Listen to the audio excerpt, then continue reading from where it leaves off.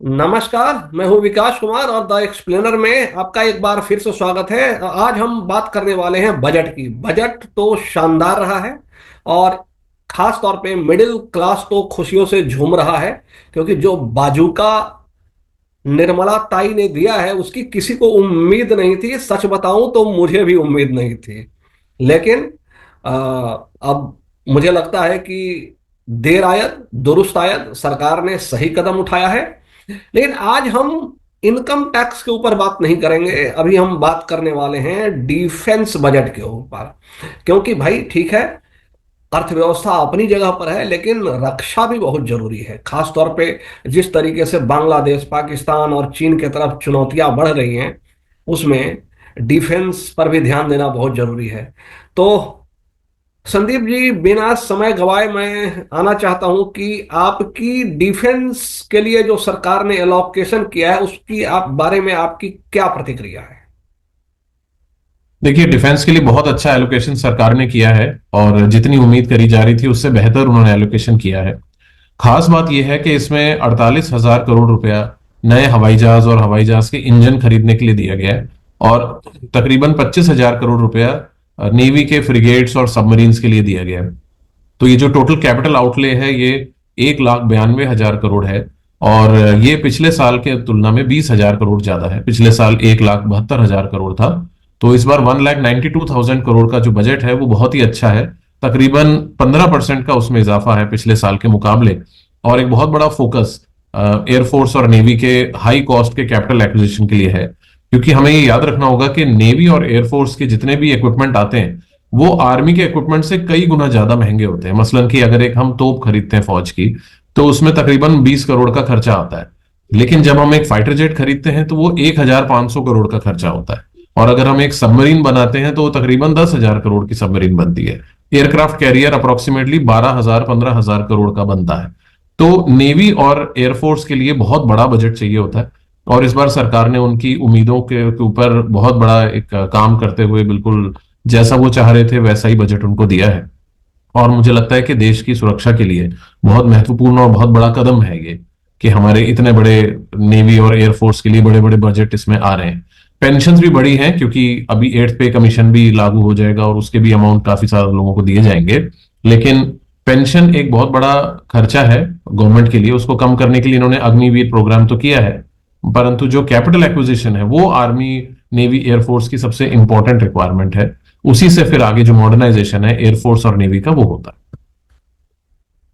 मैं पढ़ रहा था कि जो इंडियन आर्मी है है। वो थोड़ी निराश है इस बजट से। तो क्या उनके निराशा की वजह क्या है?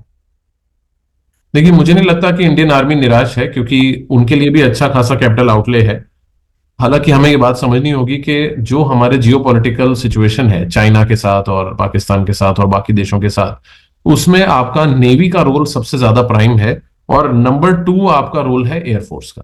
अब मसलन चाइना के पास जो एयरफोर्स है उसके अंदर तकरीबन 450 सुखोई जेट है और हमारे पास उसके आधे हैं सिर्फ। तो हम चाइना के साथ एटलीस्ट एट पार तो आना चाहेंगे ही। और इसी तरह नेवी के अंदर जो उनकी नेवी की फ्लीट है वो यूएस की फ्लीट से भी बड़ी है। तो आप समझ लीजिए कि उनके पास जो युद्ध पोत है, जो सबमरीन है, वो इंडिया के नेवी से तकरीबन 3 गुना 4 गुना ज्यादा है। तो पैरिटी तो एटलीस्ट हमें चाहिए ही होगी। और जो इंडिया की मैरीटाइम बाउंड्री है वो बहुत बड़ी है, जो एरोस्पेस है वो बहुत बड़ा है। तो इस सब के लिए काफी खर्चा चाहिए होता है। आर्मी के लिए जो रिक्वायरमेंट है वो उनकी पूरी हो गई है।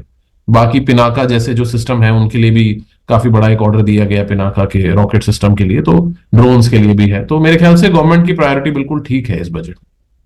तो आप बताइए कि ये जो बजट है डिफेंस में जो एलोकेशन किया गया है, वो आप ये कहना चाह रहे हैं कि जो भविष्य में जो चुनौतियां उभर रही हैं उसको इसमें बहुत अच्छे तरीके से साध करके चला गया है। तो उस हिसाब से ये बजट को आप अगर 10 में से आपको मार्क्स देने हो तो ये कितने मार्क्स देंगे? देखिए, इस बजट को 8 आउट ऑफ 10 तो हम दे ही सकते हैं, क्योंकि ये डिफेंस पिछले बजट बजट को के मुकाबले। हाँ जी। डिफेंस बजट को आप 8 आउट ऑफ 10? हाँ, डिफेंस बजट 8 आउट ऑफ 10। क्यों इसको 9 नहीं दे सकते, वो इसलिए क्योंकि जो हमारा जीडीपी है जीडीपी का तकरीबन 3% से 5% डिफेंस आउटले होना चाहिए। हालांकि हमारा जो जीडीपी का आउटले है डिफेंस का परसेंटेज टर्म्स में वो 2% भी नहीं है अभी। तो गुंजाइश बहुत है बजट बढ़ाने की, लेकिन साथ ही साथ सरकार की और भी प्रायोरिटीज होंगी, और इसीलिए मुझे लगता है कि 8 out of 10 is a fair assessment. देखिए, इसमें जो इन्होंने बहुत सारे जो इनिशिएटिव्स लिए हैं टेक्नोलॉजी के लिए, फॉर एग्जांपल आर्टिफिशियल इंटेलिजेंस को डेवलप करने के लिए इन्होंने एक बजट दिया है, और साथ ही इन्होंने कुछ R&D लैब सेटअप करने का भी बजट दिया है। तो अब इसका डिफेंस के ऊपर भी एक इनडायरेक्ट असर है, क्योंकि आने वाले समय में हम्म। जो डिफेंस में वॉर होगा वो ह्यूमन ब्रेन के इंटेलिजेंस से नहीं चलेगा। अब मैं आपको एक एग्जांपल देता हूं, जैसे इसराइल है। हम सब जानते हैं कि इसराइल की परफॉर्मेंस किसी भी लड़ाई में बहुत अच्छी होती है, और उसके पीछे है कि उसका जो AI है, जो उसका बैटलफील्ड मैनेजमेंट सिस्टम है, वो बहुत ही उम्दा किस्म का है। और कोई भी कंट्री अपना बैटलफील्ड मैनेजमेंट सिस्टम किसी और कंट्री को देता ही नहीं है, ये आपको खुद डेवलप करना है।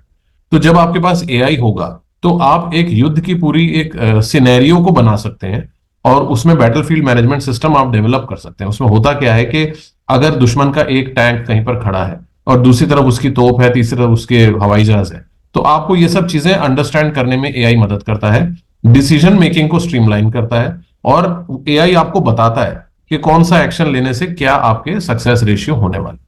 तो AI में जो इनिशिएटिव है वो भी डिफेंस में जाके अल्टीमेटली काफी अच्छा असर दे। इस बार का बजट तो जैसा मुझे लगता है कि काफी सालों के बाद, इनफैक्ट मैं कहूंगा कि पिछले 10 सालों में ये मोदी सरकार का सर्वश्रेष्ठ बजट है। और ये बजट तब आया है जब ये भाजपा अपने आप में पूर्ण बहुमत में। सबसे बड़ी हैरानी की बात यह है कि इस बार का जो बजट है वो पिछले 10 साल के बजट से अगर हम कंपैरिजन करें तो इसको सर्वश्रेष्ठ बजट कहा जा सकता है, गिवन द सर्कमस्टांसेस। और वो एक ऐसी सरकार से आया है जो अपने आप में पूर्ण बहुमत वाली पार्टी तो बीजेपी नहीं है। तो हम उम्मीद करते हैं कि सरकार जागी है, और देर से ही सही दुरुस्त जागी है, और इसका आने वाले टाइम में पॉजिटिव इम्पैक्ट देखने को मिलेगा। और हमारे रक्षा क्षेत्र में जो कमियां हैं उनको दूर करने में इस बजट से दूर तो नहीं होंगी, लेकिन उसकी दिशा में एक महत्वपूर्ण एक माइलस्टोन साबित होगा। तो इसी के साथ हम विदा लेते हैं। हम फिर मिलेंगे एक नए टॉपिक के साथ। और आपने हमारा चैनल अगर अब तक सब्सक्राइब नहीं किया है तो कृपया सब्सक्राइब कर लीजिए और बेल आइकॉन दबा दीजिए, ताकि आपको आने वाले वीडियोज की नोटिफिकेशंस मिलती रहे।